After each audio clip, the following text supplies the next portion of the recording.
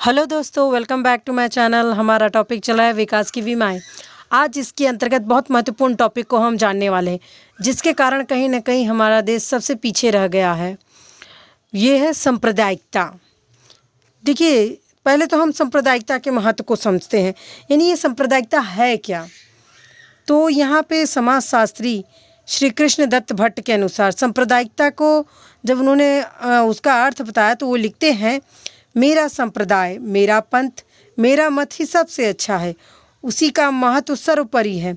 मेरे संप्रदाय की ही तूती बोलनी चाहिए, उसी की सत्ता मानी जानी चाहिए।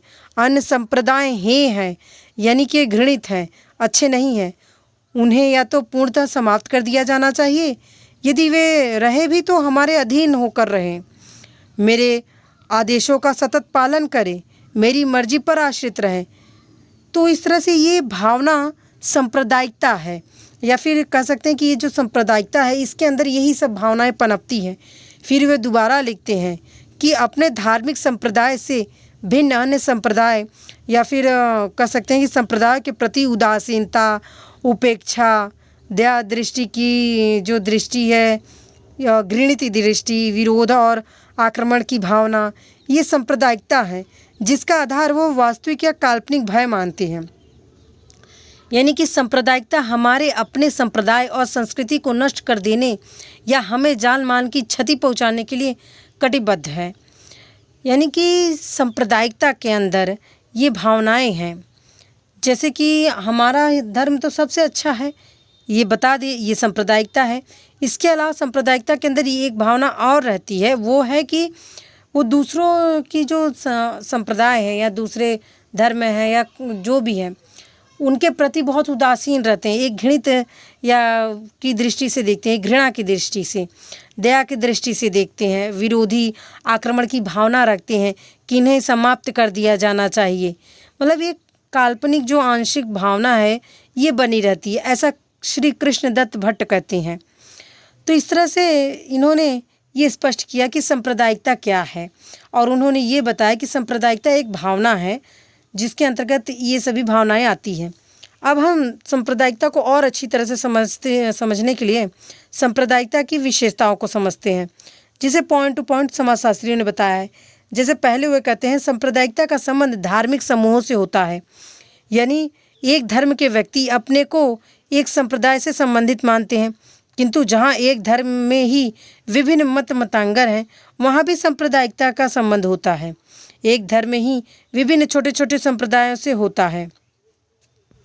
यानी कि यहाँ पे एक बात और स्पष्ट कर दी है समाजशास्त्रियों ने कि सांप्रदायिकता सिर्फ एक धर्म तक ही सीमित नहीं रह जाता है। कई बार खास करके भारत में ये पाया जाता है कि हिंदू धर्म में ही कई संप्रदाय बने हुए हैं। इसी के साथ दूसरे पॉइंट में समाजशास्त्री बताते हैं, सांप्रदायिकता में यह भावना विद्यमान होती है कि अपना ही धर्म सर्वश्रेष्ठ है, अपनी ही भाषा और अपनी संस्कृति श्रेष्ठ है। सांप्रदायिकता में अन्य धर्मों, भाषाओं और संस्कृतियों के प्रति घृणा और तिरस्कार और उपेक्षा के भाव भी पाए जाते हैं। ये विरोधी भाव ही सांप्रदायिकता तनाव और संघर्ष पैदा करते हैं। और एक पॉइंट बताते हैं समाजशास्त्री, सांप्रदायिकता पारस्परिक स्नेह और सहयोग के स्थान पर सामाजिक और राजनीतिक अलगाव पैदा करता है।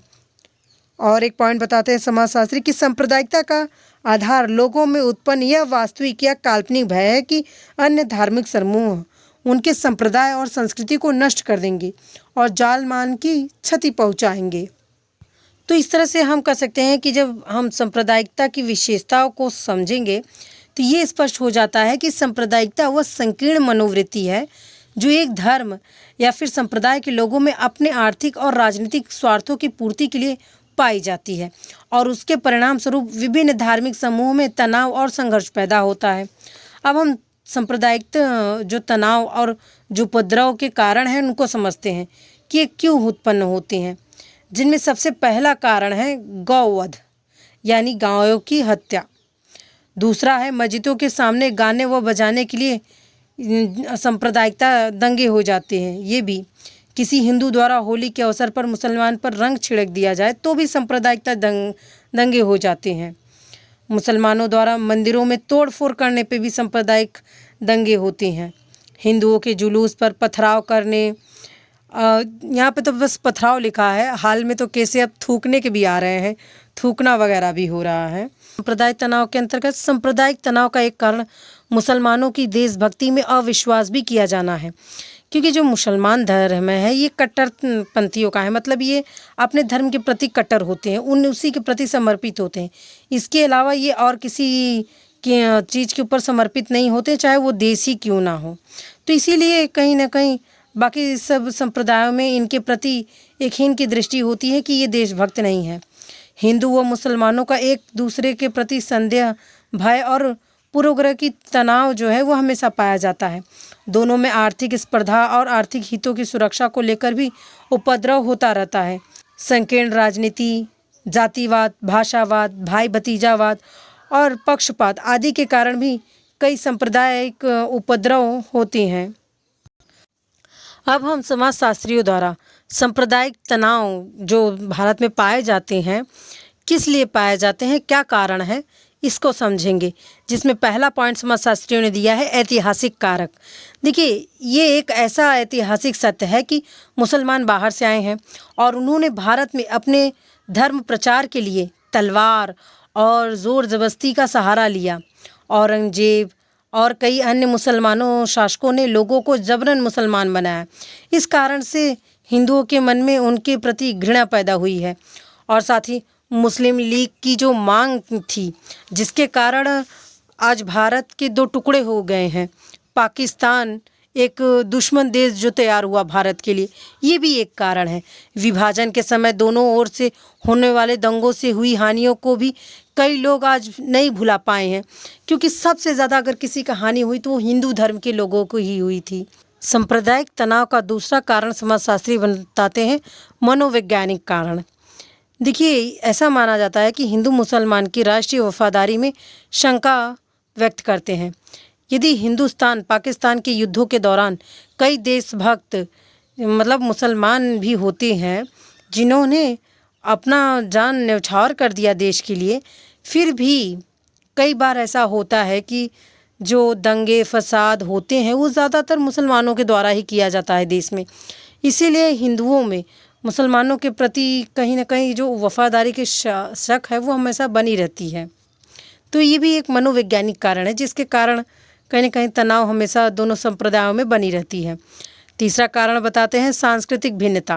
देखिए, सांप्रदायिकता को जन्म देने में एक महत्वपूर्ण कारण हिंदू और मुसलमानों की सांस्कृतिक भिन्नता है। दोनों में रहन सहन, खान पान, रीति रिवाज, पहनावा, धर्म और विचारधारा में बहुत अंतर है। ये सांस्कृतिक भेद मतमुटाव और तनाव पैदा करता है। चौथा कारण बताते हैं भौगोलिक कारण। देखिए, भौगोलिक कारणों में सांप्रदायिकता को बढ़ावा दिया है। भारत में अधिकांश निवास का प्रतिमान यह है कि एक ही धर्म, जाति और भाषीय समूह एक ही भौगोलिक क्षेत्र में निवास करते हैं। परिणाम स्वरूप ये होता है कि हम समूह में तो सहयोग, आत्मीयता की भावना पाई जाती है, लेकिन जब हम बाह्य समूह में होते हैं, यानी कि जब एक ही क्षेत्र में एक ही संप्रदाय के लोग ज़्यादा रहते हैं, तब वहाँ पे सांप्रदायिकता की जो भावना है वो ज़्यादा उत्पन्न हो जाती है। तो दूसरे संप्रदाय के प्रति कहीं ना कहीं एक घृणा की और जो द्वेष की भावना है वो उत्पन्न हो जाती है। पांचवा कारण समाजशास्त्री बताते हैं धार्मिक असहिष्णुता। धार्मिक अंधविश्वास का पालन करने और धर्म गुरुओं द्वारा गलत दिशा निर्देश करने के कारण भी सांप्रदायिक तनाव में वृद्धि हुई है। छठा कारण बताते हैं समाजशास्त्री राजनीतिक स्वार्थ।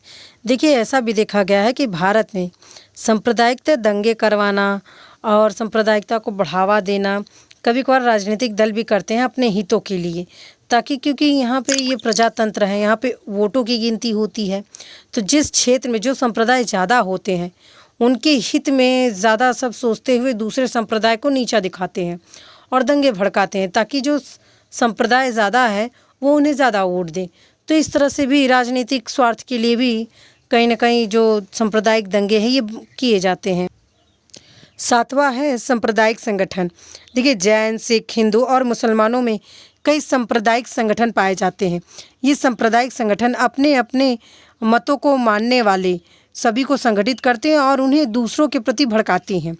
आठवां है असामाजिक तत्व एवं निहित स्वार्थ। समाज में कुछ लोग ऐसे भी होते हैं जो तनाव और संघर्ष की स्थिति पैदा करते रहते हैं, जिनसे उन्हें लूटपाट करने, यौन विचार करने और साथ ही उन्हें मतलब कोई ना कोई पैसे द्वारा उन्हें कोई ना कोई प्रॉफिट होता है, जिसका उन्हें जब लाभ होता है तो वो और दंगे करवाते हैं। और कभी कभार क्या होता है कि इन सांप्रदायिक भावनाओं को भड़काने के बीच में कुछ लोग तो अपने व्यक्तिगत झगड़े का भी बदला ले लेते हैं। सांप्रदायिकता के निवारण के लिए कई प्रयत्न और सुझाव बताए गए। अब हम उन्हें भी समझ लेते हैं। देखिए, सांप्रदायिकता की समस्या को हल करने के लिए केंद्रीय स्तर पर राष्ट्रीय एकता परिषद का गठन किया गया। 16 अक्टूबर 1969 को दिल्ली में हुई इसकी बैठक में यह तय किया गया कि देश के सभी राजनीतिक दलों को जनसाधारण में ये जो सांप्रदायिकता की जो भावना है, इसे कहीं न कहीं धीरे धीरे बंद करना होगा और इसके लिए विचार विमर्श और शिक्षा के व्यापक कार्यक्रम चलाएंगे। यानी ये केंद्र सरकार द्वारा जब राष्ट्रीय एकता परिषद गठन किया गया तो उस बैठक में इन सभी विचार विमर्श को बढ़ावा दिया गया। साथ ही इस राष्ट्रीय एकता परिषद के गठन के दौरान जब ये बैठक बैठी तो इसमें कई विचार विमर्श हुए थे, उनको भी हम समझ लेते हैं पॉइंट टू पॉइंट। जैसे पहले में वो कहते हैं कि प्रजातंत्री मूल्यों के आधार पर प्रत्येक व्यक्ति के महत्व को मान्यता दी जाएगी। धर्मनिरपेक्षता के लक्ष्य की प्राप्ति के लिए आवश्यक है कि विज्ञान और प्रौद्योगिकी के मूल्यों को पूर्णतः स्वीकार कर लिया जाए और देश पे विज्ञान और प्रौद्योगिकी के लिए व्यापक रूप से काम किया जाए ताकि इस सांप्रदायिकता को कम किया जा सके। और साथ ही देश की संपूर्ण जनसंख्या के सामाजिक सुरक्षा की पूर्ण व्यवस्था करना अत्यंत आवश्यक है ताकि कोई एक संप्रदाय दूसरे संप्रदाय को हानि न पहुंचा सके। किसी भी राजनीतिक दल या फिर संगठन को धार्मिक आधार पर घृणा और वैमनस्य फैलाने की स्वतंत्रता नहीं दी जानी चाहिए। शिक्षा का पाठ्यक्रम इस प्रकार बनाया जाना चाहिए जिसमें सद्भावना, राष्ट्रीय एकता का चरित्र होना चाहिए, एकीकरण को उसमें बढ़ावा होना चाहिए। यानी कि इसके लिए राष्ट्रीय स्तर पर शिक्षा की नीति तैयार की जानी चाहिए ताकि देश को एकता के सूत्र में बांधा जा सके। साथ ही और बताते हैं एक पॉइंट में कि समाज ये जो सांप्रदायिकता को समाप्त करने के लिए ये आवश्यक है कि ग्राम स्तर से लेकर राष्ट्रीय स्तर तक नेता हो या फिर समाज और देश के हितों को प्रधानता देते हुए कोई भी हो, सबको ये ध्यान देना है कि प्रगतिशील दृष्टिकोण अपनाना है। यानी किसी भी सांप्रदायिकता के अंतर्गत रह के कोई भी कार्य नहीं करना है। और साथ ही ये बताते हैं समाजशास्त्री की एक पॉइंट में कि सांप्रदायिक सहिष्णुता का प्रचार भी किया जाना चाहिए ताकि एक जो संप्रदाय है वो दूसरे संप्रदाय के प्रति सहिष्णुता की भावना रखे। इसी तरह से कई सांप्रदायिक निवारण और सुझाव को समाजशास्त्रियों और सामाजिक विचारों और केंद्र सरकार द्वारा चलाई गई है, जिसमें है कि चलचित्र, रेडियो, टेलीफोन और पत्र पत्रिकाओं के माध्यम से सांप्रदायिक एकता और सद्भावना का प्रचार किया जाना चाहिए। एक सामाजिक विचारक हैं डॉक्टर राजेंद्र प्रसाद। इनका मानना है कि सांप्रदायिकता को समाप्त करने के लिए विभिन्न संप्रदाय के लोगों द्वारा सहजीवन व्यतीत करने का सुझाव दिया जाना चाहिए। यानी आपस में मिलजुल के रहने का जो एक सुझाव उन्होंने दिया, इससे क्या होगा, प्रेम, सद्भावना, मैत्रीपूर्ण जो भावना है ये उत्पन्न होगा, जिससे एक दूसरे में जो एक सांप्रदायिकता की दूरी है जिसके कारण जो भावना उत्पन्न होती है विरोधाभास से, वो ख़त्म की जा सकती है।